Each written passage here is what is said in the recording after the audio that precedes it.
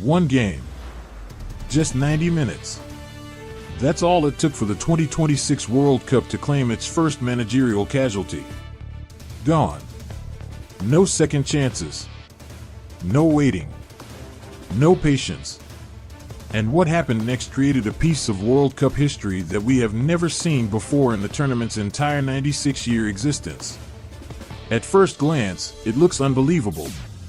A coach gets fired after just one World Cup match. But once you look behind the scenes, you'll realize this story started long before Tunisia stepped onto the pitch in Mexico. Let's rewind. Sunday night at Estadio Monterrey in Guadalupe. Tunisia opened their World Cup campaign against Sweden with hopes of making a statement. Instead, they were completely dismantled. When the final whistle blew, the scoreboard showed Sweden 5, Tunisia 1. The Swedish attack sliced through Tunisia's defense with frightening ease. Alexander Isak got on the scoresheet. Victor Gyökeres found the net. Matthias Svanberg added his name too. But the player who caused the deepest wound was Yassine Ayari. The young midfielder scored twice. And here's the twist. Ayari isn't just another Swedish international. His father was born in Tunisia. So on football's biggest stage, a player with Tunisian roots scored a brace against the country of his own family's heritage. For Tunisian fans, it couldn't have been much more painful. After the match, head coach Sabri Lamouchi stood in front of reporters and described the performance as painful. "We are shooting ourselves in the foot. We are hurting ourselves," he admitted. What he didn't know was that those words would become the final quote of his Tunisia reign. Because less than 24 hours later, he was fired. Now, firing a manager after one World Cup game sounds like pure panic. But the reality is very different. The Sweden defeat wasn't the reason Lamouchi lost his job. It was simply the final straw. The warning signs had been there for months. Let's look at the numbers. During his time as Tunisia manager, Lamouchi won just one of his 5 matches in charge. One win. His only victory came against Haiti in a narrow 1-0 result. Everything else raised concerns. And then came the World Cup warm-up matches. First, Tunisia lost 1-0 to Austria. Then disaster struck against Belgium. A crushing 5-0 defeat exposed major weaknesses throughout the squad. 2 preparation matches. 0 goals scored. 6 goals conceded. Confidence inside the camp was already evaporating. But poor results weren't the biggest problem. The dressing room situation may have been even worse. During the Sweden match, cameras captured a telling moment. In the 72nd minute, with Tunisia already falling apart, Lamouchi substituted defender Johan Benelouane. The defender's reaction said everything. He walked off visibly furious. His frustration toward the coach was impossible to hide. When players openly show anger toward their manager during a World Cup match, it usually means trust has already broken down behind closed doors. And then another controversy surfaced. Reports from inside the camp claimed that Lamouchi brought his own son into Tunisia's training base during World Cup preparations. Federation officials reportedly questioned why someone outside the official delegation was being given access to the squad. They demanded answers. Whether intentional or not, the situation only increased tensions between the coach and the federation. Think about what that means.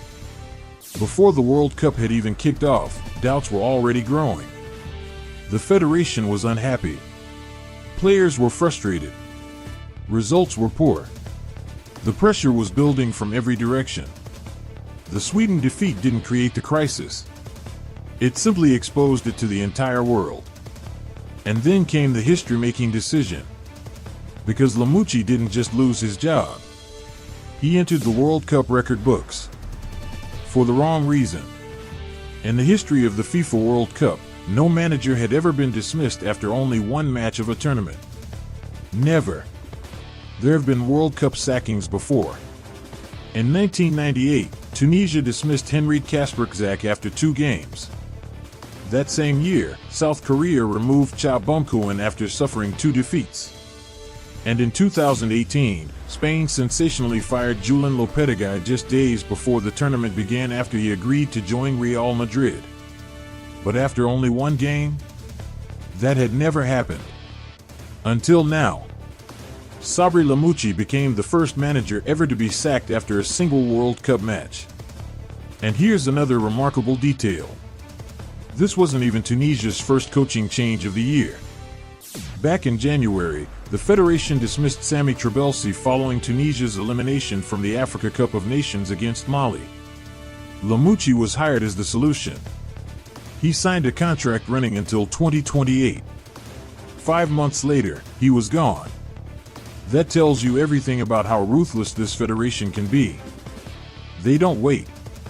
They don't hesitate. And when they lose confidence, they act immediately. So who do you call when your World Cup campaign is already on life support? Tunisia turned to one of football's most recognizable figures, Hervé Renard. If the name doesn't instantly ring a bell, the image probably does. The silver-haired French coach in the famous white shirt. A manager who has built a reputation for thriving in chaos. And now he's making history himself. Tunisia becomes the third different nation he has managed at 3 consecutive World Cups. Morocco in 2018. Saudi Arabia in 2022. Tunisia in 2026. His greatest World Cup achievement came in Qatar. At the 2022 tournament, Renard guided Saudi Arabia to one of the biggest upsets football has ever seen. They defeated Lionel Messi's Argentina, a team that would eventually go on to win the World Cup. That result alone earned Renard a reputation as a miracle worker. Which is exactly why Tunisia called him. Because miracles are precisely what they need right now. Renard arrives with almost no preparation time. Former Sunderland midfielder Wabi Kachri, who served as Lamouchi's assistant, will remain with the coaching staff to help provide continuity. But the challenge ahead is enormous. Tunisia's next opponents are Japan and the Netherlands. 2 highly organized, dangerous teams capable of punishing every mistake. Renard must repair confidence, rebuild unity, and revive Tunisia's World Cup hopes almost overnight. No easy task. So now the question goes to you. Did Tunisia make a brave and necessary decision? Or did they hit the panic button and create even more chaos for themselves? Was Lamouchi unfairly treated? Or had the players and federation already lost faith long before Sweden exposed the problems? Drop your thoughts in the comments. And don't forget to subscribe. We're only a few days into the 2026 World Cup, and managers are already losing their jobs. Something tells me this won't be the last coaching drama we see before the tournament is over.